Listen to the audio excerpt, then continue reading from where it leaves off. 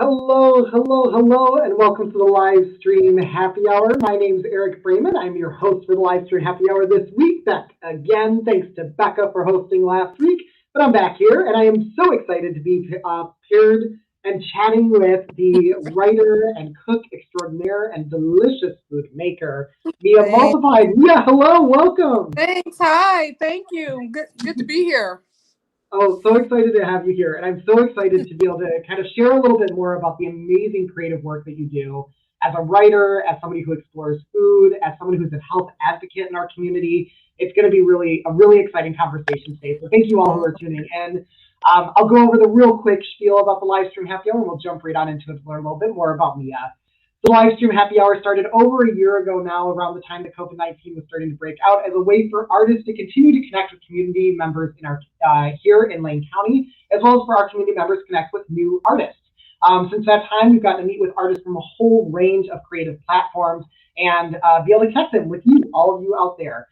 While we are starting to get back into meeting in person, which is super exciting and right there on the horizon, if not happening actively in our lives right now, this is still a really great, exciting platform to be able to make these digital connections and make sure that you are learning about all the cool things that are happening in our community. So thanks for tuning in, and thanks for helping share this information and share the live stream happy hours with folks in our community to make sure that everyone can get connected to these amazing artists.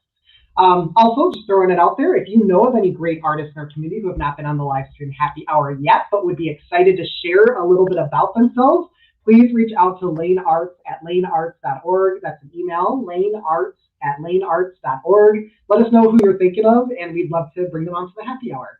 This is also a great opportunity to remind you of the importance of contributing to the arts. So we know that this has been a really tough year in many ways, and we're looking at another year ahead that's going to be a lot of work for our organizations to get caught up to the work that they were doing pre-pandemic. So if you have it in your heart and your pocketbook, please make a contribution to an arts organization you care deeply about today, also a civil rights organization you care deeply about. We need both of them to make our communities richer and stronger. We also know that folks who donate to one organization often donate to multiple organizations. So if you make a meaningful contribution to an arts organization you love, go find another one and make a contribution there as well.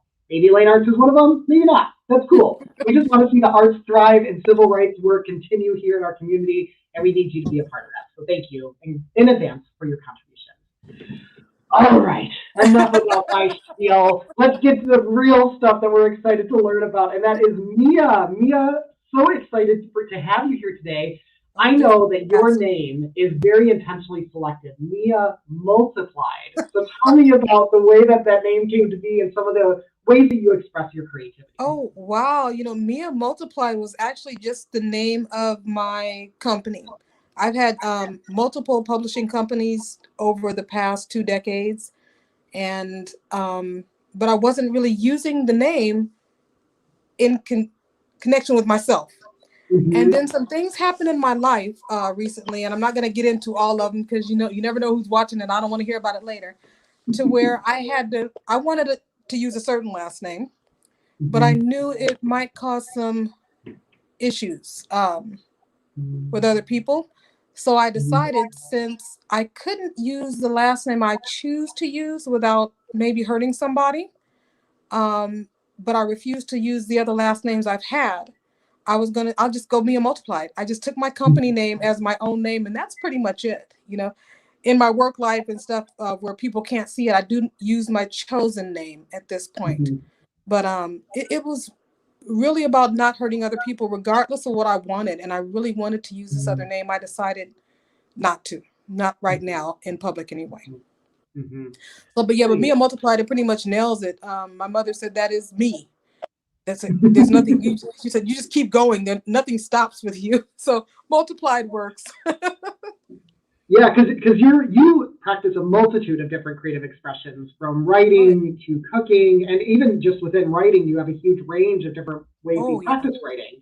So what are some of the specific art initiatives or efforts or projects that you have kind of in the works in your life? Wow. Well, totally. With books lined up or book ideas that are kind of outlined, I've got 120.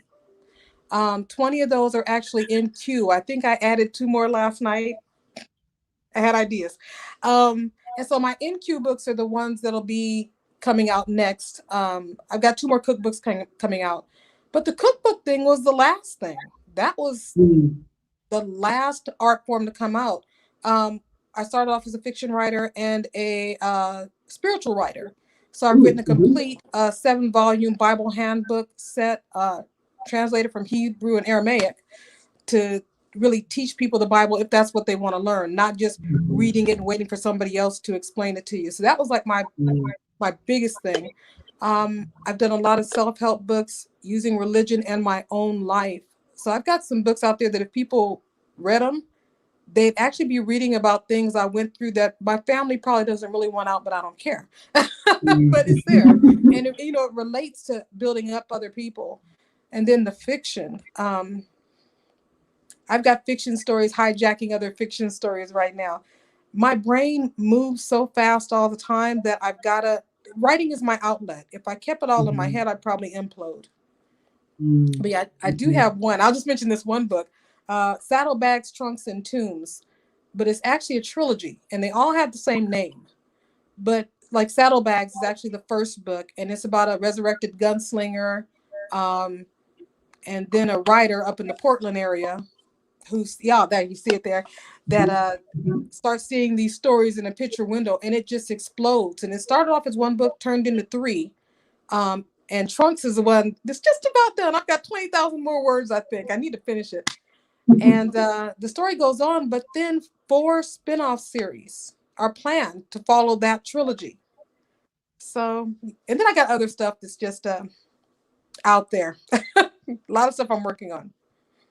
Well, that's amazing. I mean, just to hear that you have that many ideas that have already been written down. Sometimes, I mean, I'm a writer as well, and sometimes there's weeks that I just can't even think of what even inspiration I can even pick up from. And to hear that you have that many ideas just documented, what a well to be able to draw from it, as that energy to write comes out of you, right? And I love what you said about kind of the that it helps you like build. It doesn't let it build up inside; it actually lets it out. I think that that's true for so many artists, that when we find ourselves really in that smooth kind of flow of art making, it's when we had that backup that we were able to kind of release and let out of us. I love hearing about that. But also, you talked about food and cooking. Now, I happen to have been a beneficiary for 2 weeks now of your incredible cooking. And y'all, it's delicious. It's so good. There's so many ingredients that I've never been exposed to before, using pickled radishes and pickled green papaya and a recipe together to make this just vibrant, beautiful dish. So you've been doing Sunday suppers is kind of the thing that I got to come and enjoy with you. Tell me a little bit about the Sunday suppers project that you have going on, how to get started, and how can folks potentially come and join and benefit from your food. Sunday suppers was a fluke, just like the cookbook. I woke up one morning at 4:30 with an idea. 63 days later, that cookbook was complete. But I hadn't planned on doing much with it. And then Traylon Day with the Day in Life in Entertainment, and brain just went. This is what happens when you jump into things from work. Brian with Hephaestus Technique, they became handlers. They're like, you need to do this, and we're over here doing photo shoots of food in my house, and I'm like, oh my gosh, I'm really writing a cookbook. And so cookbook got done, and all of a sudden the guys came up with this idea, and they talked to Sean at Wildcraft Cider Works about me doing an event. And so that was the first one, and we didn't call it Sunday Suppers, just to showcase my food, use it as a marketing platform for the cookbook. And then as I'm watching people eating there, you guys too, I'm like, this is community. I was looking around at the people that were there. There were people there from every walk of life. It was amazing, and everybody was just cool with everybody. You know what I mean? And that's how it should be. And everybody's just sitting there eating this food and enjoying it, and then just getting the kicks out of the fact that they're just eating plants. So Sunday suppers, for the second one, I decided, you know what, we're going to do this every week, and we're going to call it Sunday Supper, because that's what we're going to call it. I like the sound of it. I like that home feel to it. My daughter came up with that one, by the way. Thank you, daughter. But as far as getting started, I guess the easiest way to we're doing it by invitation only because we only have a small space to use. So Mm-hmm. I think our max is like 30 people. So Mm-hmm. Traylon, he's my marketer and promoter. He has a email list, and he just sends out this email weekly now once I get the menu set, and it's literally first come first serve. So if you guys want to get on the email list, you guys really got to come try this food. I mean, the food is I have to let other people talk for the food, but it's the experience is amazing. So Yeah. if you want to get on the email list, and this is sad because I really know my email address and everybody else's, you could shoot me an email to miamultiplied@gmail.com, and I Mm-hmm. can get your emails over onto the list. And then you'll get a email once a week telling you, hey, this is what we're eating. Uh, jump in there if you can. But it's like once we hit 30 people, we have to stop. But Mm-hmm. we are thinking about doing a double situation, like a 3 to 4, and then Mm-hmm. maybe a 5 to 6, so we have some time to sanitize Mm-hmm. everything and get ready for a second run, depending on how much traction we get if people are interested. Yeah, definitely. Yeah, and so the email that you can reach out to is there in the comments section. So scroll through there, you should be able to find it, and reach out to Mia and get on the email list. I will be very happy to speak to the food. So, like you said, Mia, that this is all plant-based food. It's vegan, vegetarian dishes that you're bringing to Yeah. these suppers, and as someone who I eat meat, but also I love a vegetarian dish. I was Hmm. vegetarian for many years of my life, so I'm still very much in love with that type of food. You find so many unique ways to make these kind of ingredients that often can feel like side dishes really feel like main course. Yeah. So tell me a little bit about kind of that process. And actually, this kind of gets to another one of my questions because you use a lot of really unique ingredients. So tell me a little bit about how you find new ingredients and how do you figure out how to use them in your dishes? Maybe talk through some of the past dishes we've seen at your suppers. Oh wow! Like I guess one of the first one we could talk about because you brought up the radishes and the mango is the sweet and sour chicken, but you guys didn't get that version. You guys got the lemon chicken version. Mm-hmm. So what I did, the recipe for that one came after the shopping. I go to the Asian market every payday. So it's every other Friday. I leave work early. Everybody knows I do this. Like the boss is out of the building. And I go to the Asian market and I just start walking up and down the aisles. And I would pick up things that I've never eaten before, some things that I have eaten before. And I have a Mm-hmm. house full of things that uh, Western Americans don't eat. Um, it's not our norm. Uh, Mm-hmm. so one of those things, or two of those things, it was just a trip. I picked up some pickled radishes, and those things were huge. I can't. I'm holding my phone, so I can't show you how big they were. And they were vacuum packed, and they were in my refrigerator for 2 weeks. I just kept pushing them to the side to put stuff away. And then I Mm-hmm. bought some. I saw green pickled mango, and so I bought a few containers of that, and I just looked at it for a while. It's in a jar, and I would look at it. And the very last day when I was on I had 12 hours left to get the cookbook done. And I looked at it, I said mango and pickles. I said, okay, sweet and sour. And then I opened the jar. I never even tasted this stuff. I opened the jar. I didn't rinse it off or anything, and I just cut a piece of it. I'm like, okay, sweet and really sour. I learned how to get rid of some of that sourness up. And the Mm-hmm. first dish that came to my mind when I tasted it was sweet and sour chicken. So Mm-hmm. I found a sweet and sour chicken recipe. Actually, I found about 5 or 6 of them, and I looked at them all, and I just moved and mixed things around until it became something that enticed me. And boom, it was a done deal. And a lot of people have told me they had that at my first gig, which uh, for Randy Ross. It was the day Mm-hmm. before our first Sunday supper, and everybody really liked it. So and I did that, and I actually mixed. First time I made it, I just made it with the mango. Second time, when I tasted the radish, pickled radish, you guys, oh my gosh. It's a trip. I sliced it, I ate it. And we all know radishes are kind of hot, but it was Mm-hmm. sweet. Mm-hmm. And then the heat came in behind it. It was crazy. So I'm like, you know Mm-hmm. what? I'm just going to mix these two because I got a lot of them. And that is the dish now, mixing the Mm-hmm. pickled radish and the pickled mango. And that's pretty much it. But I walk around, I look for things I've never eaten. And some things I've Mm-hmm. made went straight into the trash. First bite, it was goner. There have been things I've bought, preserved lemons. Mm-hmm. I don't know. I made some fried wontons and stuff with that mixed with some mushrooms and I like a sweet and sour. That one didn't make it in the book. It needs work still. But just having these ingredients, I've got stuff here still I haven't used. I've got some pickled eggplants, and they're about yay big around, but I haven't done anything with those yet. I've got lotus rootlets that I'm actually going to do a spin on chicken fries. My daughter was eating chicken fries from Burger King. I was like, oh, I got something that looks like that. So a lot of these dishes aren't gonna, they'll make it into the new version of the alternative eatery, but people who come to the Sunday suppers will get to eat these things. I have I get an idea, you guys have to get to eat it. So that's pretty much how that goes.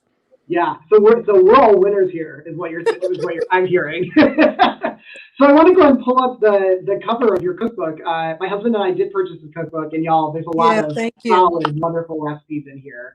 And it is really fun. You go through and you kind of see a lot of these ingredients that maybe you haven't thought about before or considered using in these ways, right? Like pickled papaya, I would never think to try and go towards this dish that's sweet and sour, but also has a little bit of savoriness to it because you had some really nice spices into the work that you into the I fool around with the spices, but these are things we weren't taught to eat in this country. We were taught to eat meat and potatoes and rice, and that's, I mean, let's be honest, that's pretty much the gist of it. But there's all these other foods in the world that we're not touching. It's like, and I refuse. I go digging around for stuff. As the Sundays go on, you guys will see. I'm actually going to make a roast bacon. Don't ask. Yeah, I'm very excited. I have a plan. See, this is some of the fun of it too. I think about the thing that drew me back for a week to the suppers is, yes, it's definitely this excitement of being able to try these new foods and try these vegetarian options and vegan options that are just so delicious and so filling as well. I mean, when I have never left hungry, y'all. I have left over too full because I couldn't stop eating. But plants. Yeah. Sometimes one of the things that's the funnest part of coming to these is being able to hear you and your excitement of this exploration. And it really gets to this idea to me that sometimes I think we forget how much of an art form cooking really is, right? That it is, in the same way a painter has to find the right ways to mix the colors, and in the same way that a poet has to work really hard to find the right words to express what they're feeling, you're doing that with flavors. You're doing it with ingredients to create these dishes that express themselves in this really creative and new way. So I love hearing your process too. It's so artistic in nature, and it is an artistic process. Multiplied. Well, let's look at a couple pictures of the food, and I want you to maybe give me a little walk down of what we're looking at. So tell me a little bit about this dish that we're all right. Now what you guys are looking at there is, if I'm looking at it correctly, that would be chicken strips, and it take like an alternative chicken nugget made of deep fried, battered and fried artichokes, and just some ranch dressing I threw together. And is this all vegan that's on here, or vegetarian? Yeah, actually, in the pictures, and that is one thing I'll say about the cookbook. For the Sunday suppers, I've been making everything completely vegan, only because I know there are vegans there. The alternative started out as taking plants and using meat-based things like bouillons and broths and stuff to season them. But all this stuff, all these recipes can go regular, well, alternative, of course, vegan or vegetarian. I just make them vegan for my patrons because that's, I want everybody to enjoy their food. But that, I'm pretty sure that those chickens. Pause for a second, but she'll be back in sure. There he is. Okay. Sorry about that. No, I'm pretty sure I seasoned those, marinated all that stuff in probably a really good chicken broth and wine before I cooked them. I said I wasn't going to mention wine, but hey. Nothing wrong with a little bit extra. Let's look at this one. Tell me what's going on in this picture. That is what you guys had this last Sunday, fish fried chicken strips. So they are chicken strips. So good. They're made of a process of gluten, extra firm tofu, and jackfruit, just, and a lot of seasonings, of course, really mixed into this ball of dough. But by the time you do all the stuff with it and cook it, when you tear it apart, it looks like chicken.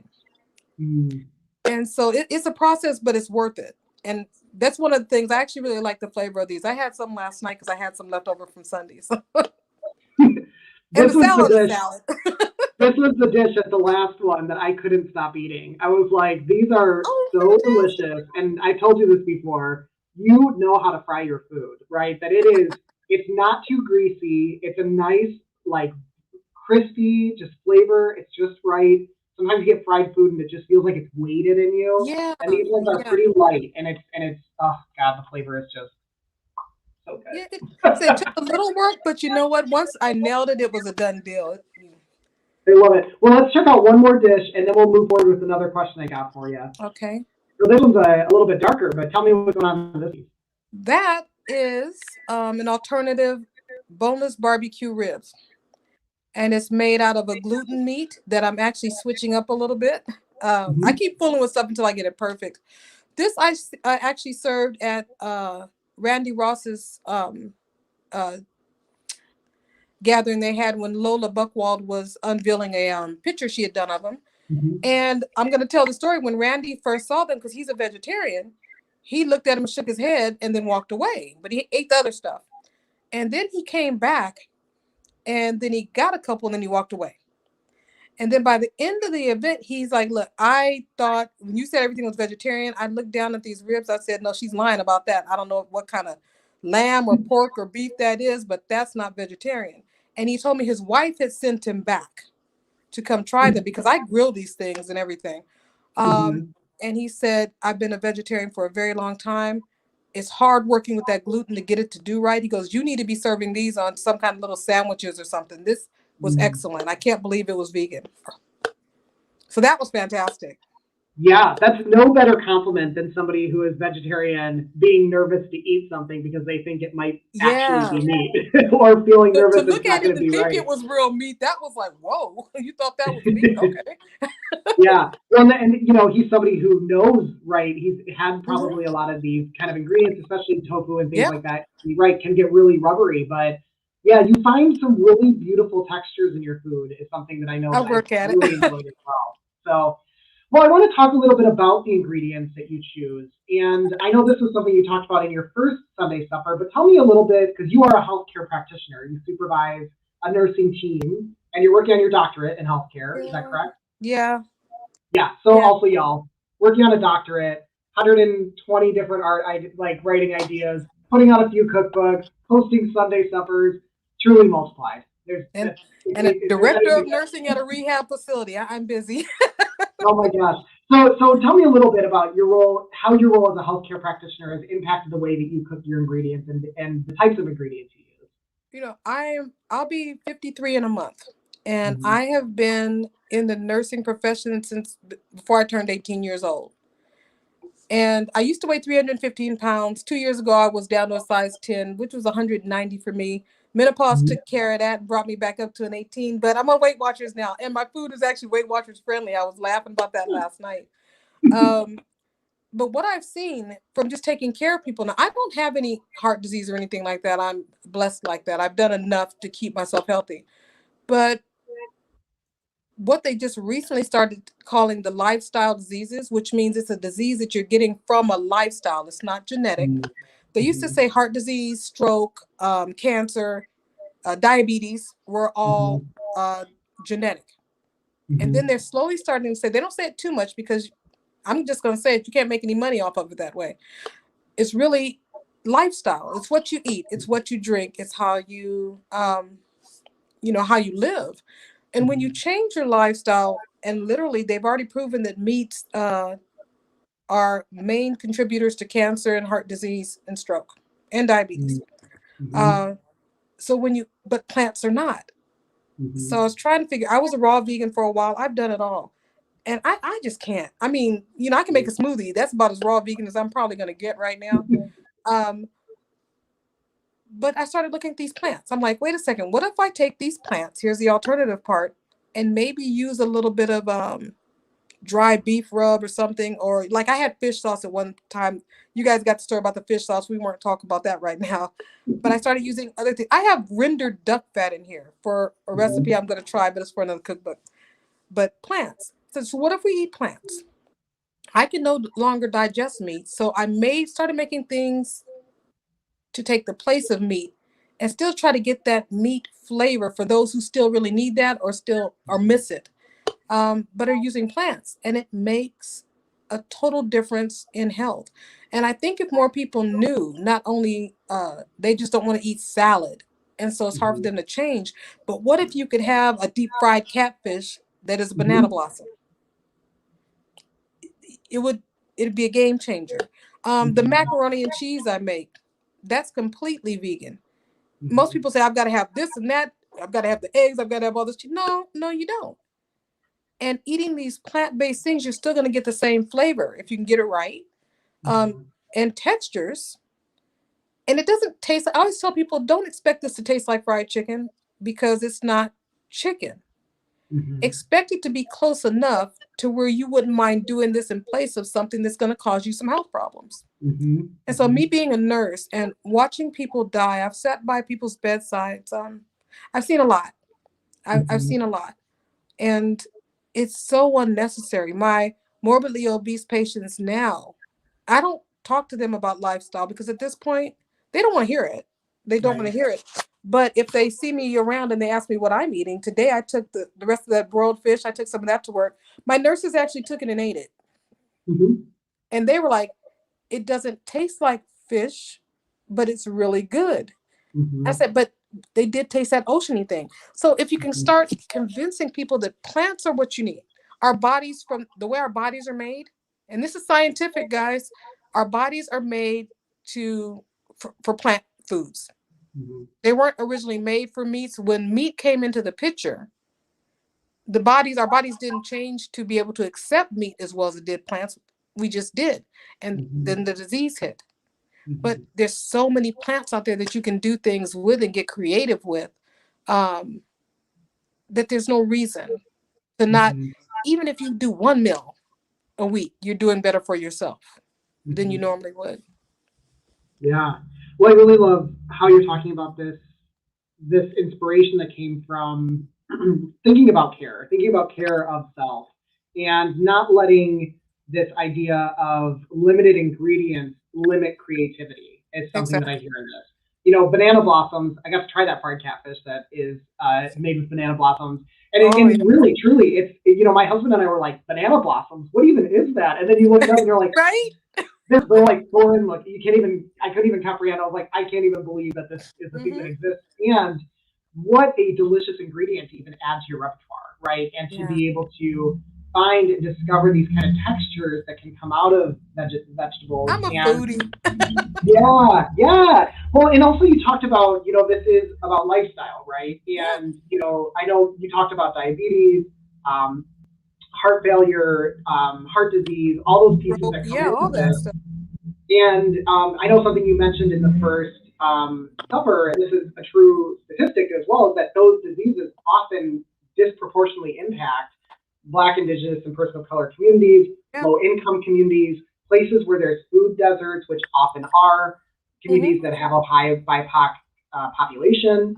And so this seems like something, too, that is very, within itself, a liberation from those realities by starting to think about how can we consider the other ingredients that are available to us.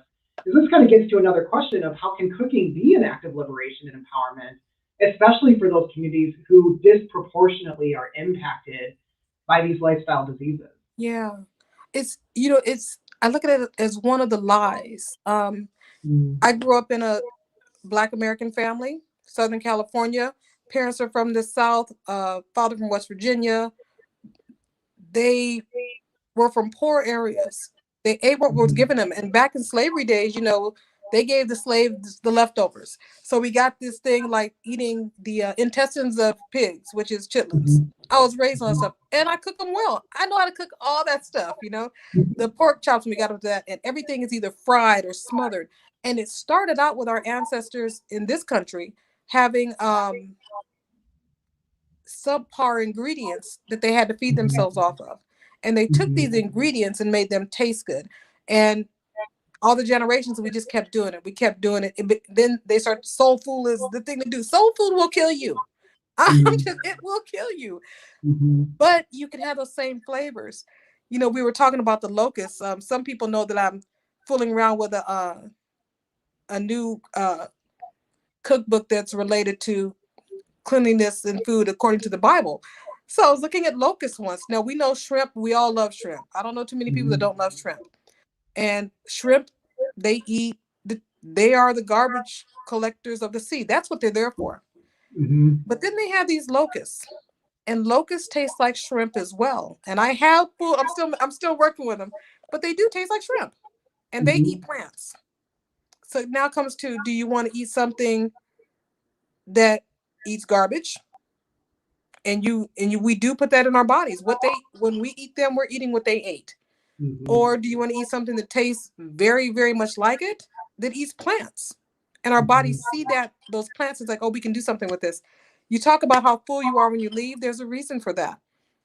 When we eat, when I was 315 pounds, I used to buy 2 double Whoppers with extra cheese, extra onions, eat one on the way home, and then 5 minutes later, when I got home from work, I'd eat the other one. And I was always still hungry. When we eat plants, our cells on a cellular level recognize the plants as food. And so our cells literally say, okay, we've been fed, we have what we need to power the body, you can stop eating now. That doesn't happen with fast food and meats and stuff. Now you can gorge yourself on meat, but how many times are you hungry again? Like not too long after. But when you come and eat at the alternative eatery, how hungry are you when you go home? I am full to the brim. And it's plants.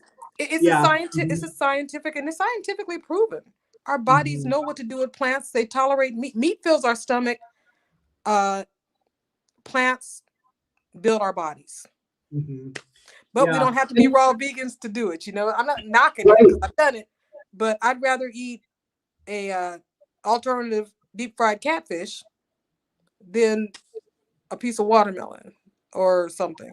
You know, I want those flavors still. I still want that taste, and that's how this book is coming about.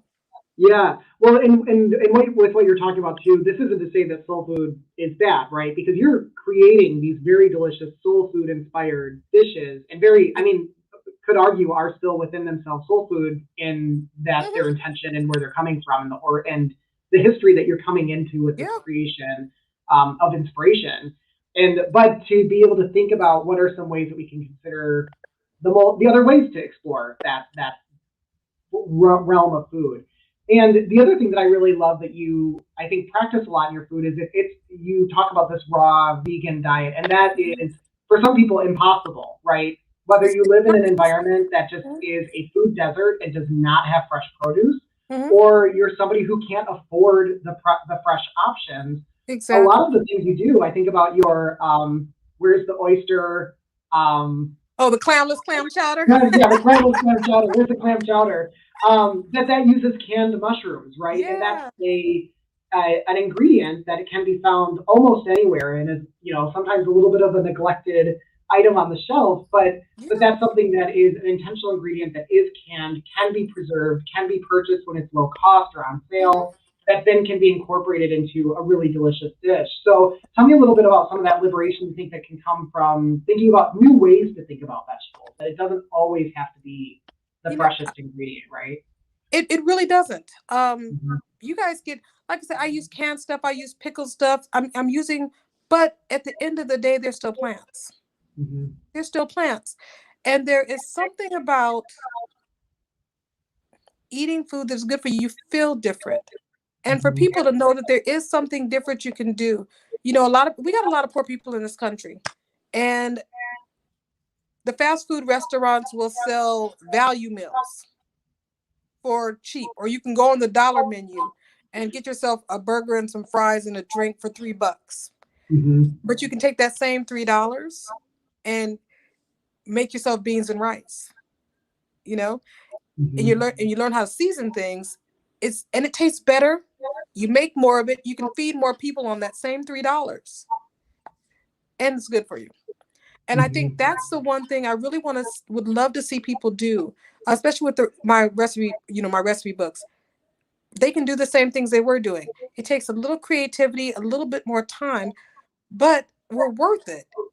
I mean, that's the first thing people need to realize. You are worth the time to make better food and save money while you're making that better food. I don't think there's anything better than that. Yeah, yeah. Well, thank you. It's really exciting. You know, as you're even like flipping through the pages, like I said, it's really exciting to just think about how it opens up your mind to new possibilities. That to see things like palm hearts that again I've seen on the shelf before, and I never thought about picking up. And then you were talking about your broiled fish, which I think was made with a palm heart. You're right. It just is this really wonderful textured ingredient, really great flavor, and especially when you mix it with the flavors that you kind of bring into your cookbook, you get to really kind of understand the ways that these things can be really opened up. Yeah. But well, I want to get back and look at a couple more of your dishes and have you talk us through a little bit some of the ways that you came up with them. Okay. So I think I've got 2 more here for us to look at. So tell me about this dish and how you discovered maybe this dish. Oh my goodness, I had to look at what I'm looking at. You guys are getting this coming Sunday. This is my pepper steak recipe. And it is made with portobello mushrooms, a lot of different types of peppers and onions that are baked. But the kicker to this is the portobello mushrooms are marinated for 48 hours in a special marinade. Now, this is where I tell people can go alternative. I have like beef demi-glace in my house. Okay, I've got stuff in here. But because there are vegetarians in my crowd, I always go vegetarian. And they do have vegetarian meat flavored flavorings as well.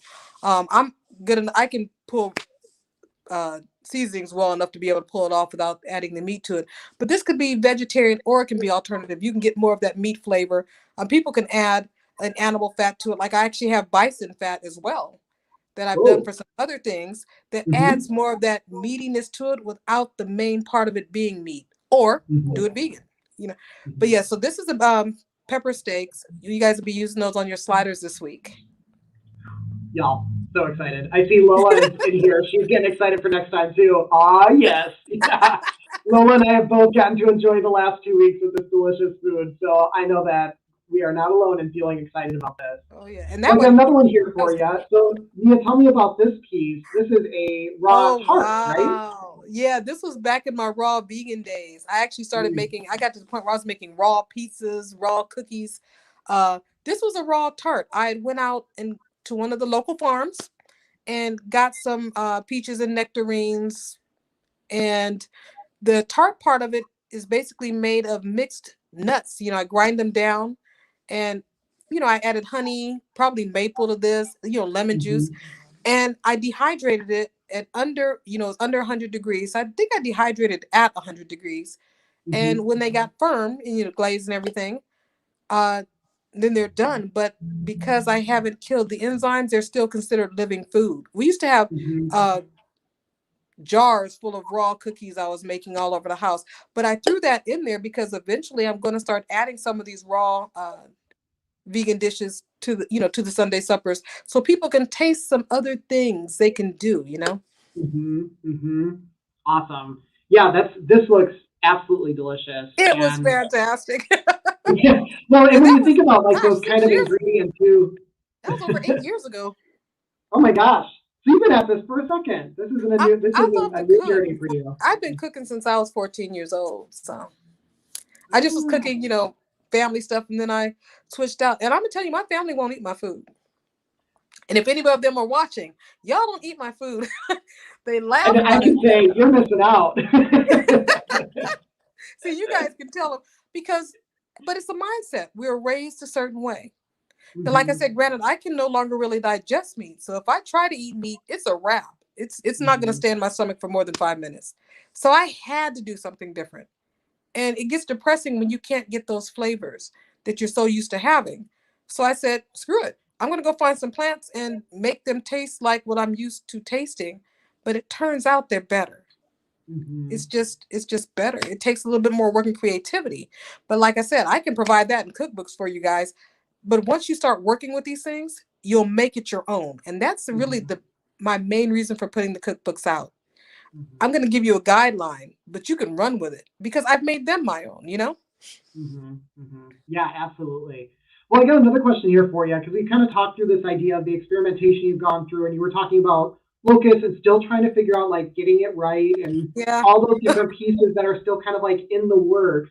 So tell me, what do you think is the trick to a good dish, and when do you feel like you've gotten a recipe right enough to add into your cookbook? Some things are instant. Matter of fact, some things I know are going to make it into the book before I taste it. But there are other things you've got to fool with stuff, and you've got to taste. The first thing you got to do, especially when you're using new products, is taste it. Taste it raw in its raw form if it's edible raw, because that's the only way you're going to get an idea, and your brain will remind you of something that you've had that tastes like that. I mean, we're a lot smarter than we think we are. So that'd be the first thing, tasting certain things. And then you've got to fool with it. A lot of people don't know how to season their food. They just don't. And everything's not salt and pepper, you know? I watch all the gourmet shows. Oh, just a little salt and pepper. Nah, bro, not here. Salt, pepper, garlic powder, onion powder. I even made a seasoning blend. It's my own. I use my own stuff that I'm actually going to blend for this coming Sunday supper and here on out and put it in little containers for you guys. But it comes down to the seasoning, and you just got to fool with stuff, and don't be afraid that it's going to go wrong. Because if it goes wrong, you just throw it away. Just don't make a lot to start with until you nail it. Like I'm working on the barbecue beef brisket tonight. I'm doing a small amount just to make sure the thought process I have is going to fall together. But it will fall together by Sunday, and you guys will get the barbecued beef brisket as well for the sliders. So, but it's just, and you have to love it. You can't, if you don't like cooking, if you doing something like this might not be your thing, because it's a patience. Sometimes I cook for 4, 5, and 6 hours at a time, but I love it. But it's not necessary either. You know, it's not necessary to do that. The stuff in the book, you got the recipes. It's really, all you got to do is do it and find the flavors you like and incorporate them. I put chocolate on. I'm just throw this one out there. Unsweetened cocoa powder in beef dishes. That's all I'm gonna say. Yep, I'm officially bought in and completely confused and super excited. All of it is happening at the exact same time. Well, I love how you're talking about this, like this idea that this perseverance you need to have. And I know that like with baking, with cooking, anything that especially is food oriented, there is an art in general, right? The first time you try something and you fail at it, it's sometimes hard to pick up and try again. And with food, you know, you get these ingredients, you find a new recipe or something, you try it the first time, it's really easy. I'm gonna walk away from the window because they're picking up the trash late. I'll just come sit over here. Yeah, perfect. Oh, I love this. This is a great lighting on you right here. Perfect new spot. But anyway, this idea of making sure that you can understand that failure is a possibility, right? Yeah. And to not see a moment of failure as a result of being unable, but rather as a step towards getting it right or a step towards learning, right? Yeah, it's like everything doesn't work the first time. And that's okay. You know, the first time a baby gets up and tries to walk, they're going to fall. It's okay. You just can't be afraid to fail. Some things are just a blasted failure. Like I said, I spent 2 hours on one dish. First one bite, I threw the whole thing in the trash. 2 hours. And I could have said, I just wasted 2 hours. No, I didn't. What I learned is I'm not going to cook that thing again. That wasn't the way to do it. So, and I don't think I've used that ingredient again yet. I haven't given up on it, but I haven't used it again yet. Right. That's super important, and that's true for all art forms, right?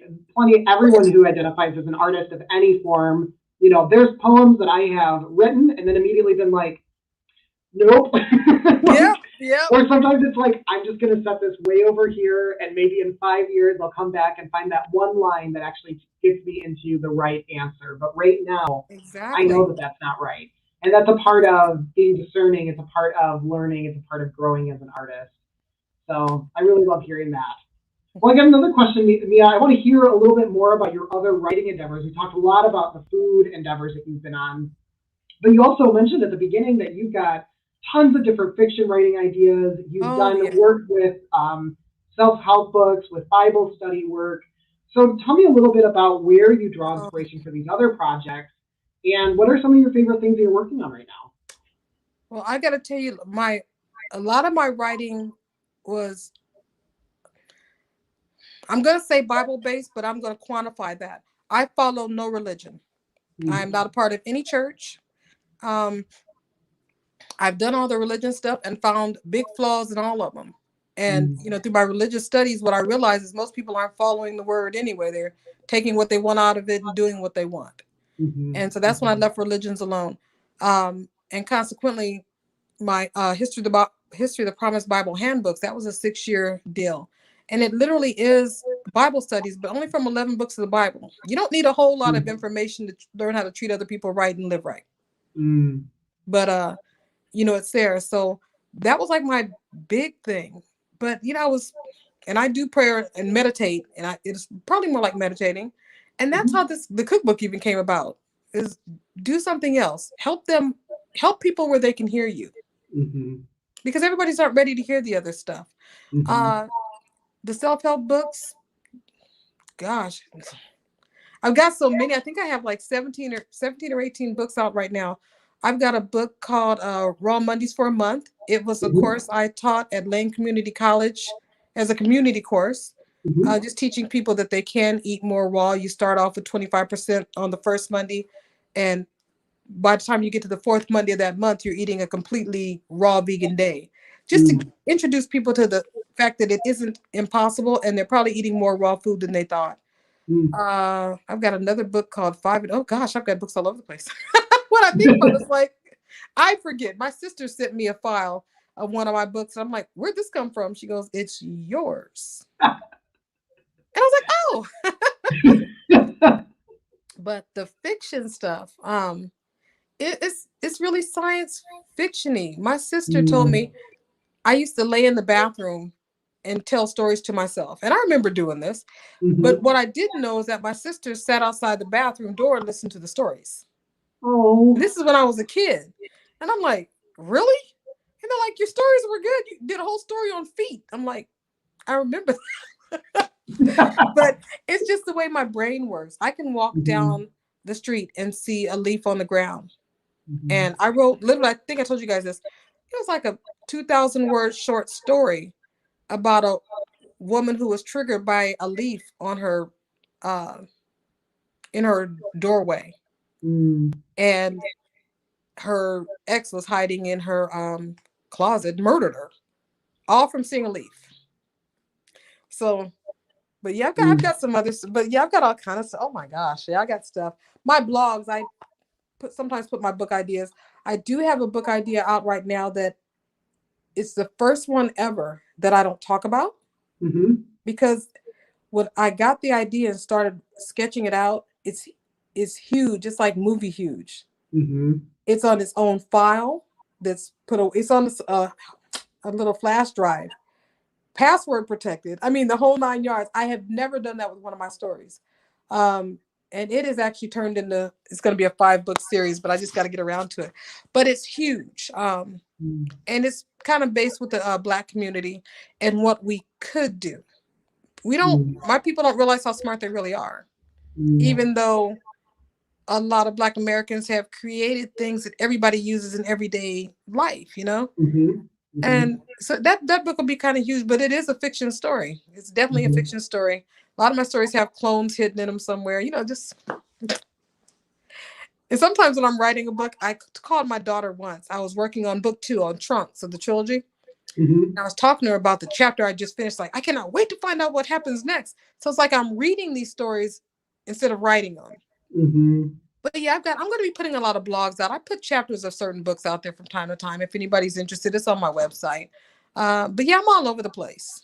My brain it just goes, and I just let Yeah. it go.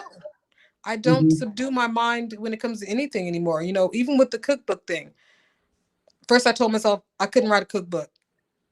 And I said, no, that's a negative talk. I can write a cookbook. And then the supper thing came up. I mean, pretty fast. I'm like, somebody asked me, did I cater? And I told Traylon, tell them I'm not a caterer. And then I woke up the next morning, well, maybe I am a caterer and I just don't know it. And so a lot of things you guys are seeing is me not self-limiting anymore. If something pops up, I might be that. It's not for me to say that I am or that I'm not.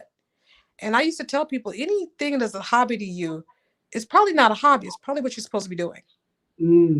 So don't ever set that aside. I'm not saying get rid of your day job, but do that thing, because that's probably exactly what you were created to do, and you don't know who you're going to touch by doing it.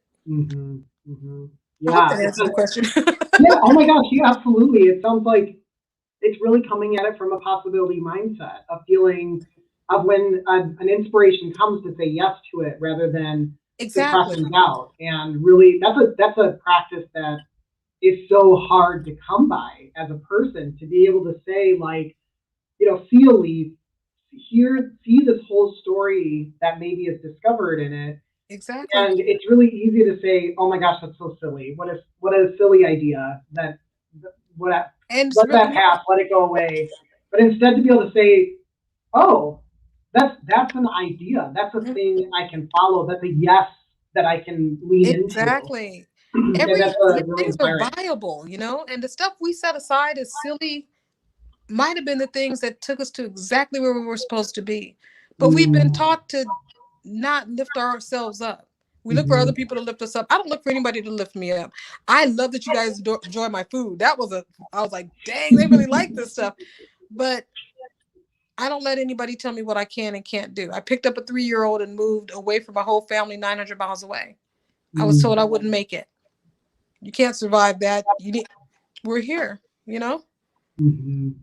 And I just would love to see people not limit themselves, even if it's just one thing. Say yes instead of no. And me saying yes to catering has Sunday suppers going on now. And I get to meet like all you guys. It's amazing. And the community. I think that's just the biggest thing, the community of it all. And the guys afterwards, I tell them, don't bring that food to my house. We actually feed the homeless with the leftovers. And they just walk it outside, and they, we got a big homeless community. And so that's what we do, So nothing goes to waste. Everybody, feeding people and just being with each other. And, there's no racism at Sunday suppers. We're all just kicking it. But most of us are anyway. We're just not the ones on TV or in charge of legislature. Yeah. Well, Mia, this has been such an inspiring and rich conversation. Thank you. I just think you're such a bright beacon of hope and possibility and community and love. You can feel it when I can feel it on this call and every time we talk. You're such a gift to us, and we're so fortunate to have you in this community. And anyone who ever told you that you couldn't make it, won't eat your food, I will take their leftovers that they're not eating, and I will say to all those who say you couldn't make it, look at this. This is amazing what you've done. A woman who is pursuing a doctorate, working full time with a rehab facility and supervising it, putting out cookbooks, continuing to write and pursue your passions. I'm trying. Creating community through food and these Sunday suppers. You really given so much to all of us. So I hope that you take that in and rub it in like moisturizer, because it is you are you're giving nutrition to us, not only in the form of food, but in the form of your kindness and your spirit. Oh wow, thank you. That's huge to me, really huge. And I really appreciate you wanting to do this I was like, wow, he wants to do what? It shocks me, but yeah, I really appreciate the chance to really get and talk about this, and hopefully to get some other people out to the Sunday supper and to just see what it's supposed to be like. This is what it's supposed to be. This is how we're supposed to get along, It's real simple. Yep. Absolutely. Well, for everyone who is following, definitely make sure you're checking out mia-multiplied.com and following Mia on socials at Mia Multiplied. And you've got the email there so you can get on the listserv to check out these delicious Sunday suppers that my mouth is watering just remembering. So Mia, I've got one final question here for you. Where are you finding inspiration right now? The store. Actually, no, specifically the Asian market. I'm going to start hitting You're gonna love the Asian market. We got to be careful though. You got to skip around so they don't raise their prices. But no, I think the biggest thing now is to hit our, our Saturday markets and Sunday markets, and people are selling their homegrown produce. That's huge. Buying things that you haven't eaten before and going home and eating and cooking with them is grand. And I just did that myself. So yeah, do that. Do that. Support our local growers and get out there. And if you don't know what to do, email me. Say, I bought this. I will email you an answer back on what to do with it. I love it. Well, thank you so much, Mia. Thank you all of you who tuned in and stuck around for this wonderful happy hour with one of the most brightest beacons in our community. We'll be back again next week with more artists, more art talk, and we'll be meeting with a visual artist next week. So please tune in. We'll keep the mystery going until we post about it early next week. And make sure that you do check out those Sunday suppers. Mia, thank you so much. This has been such a joy. Thank you. I appreciate it. Yay. We'll see you all again soon. Bye. Bye now.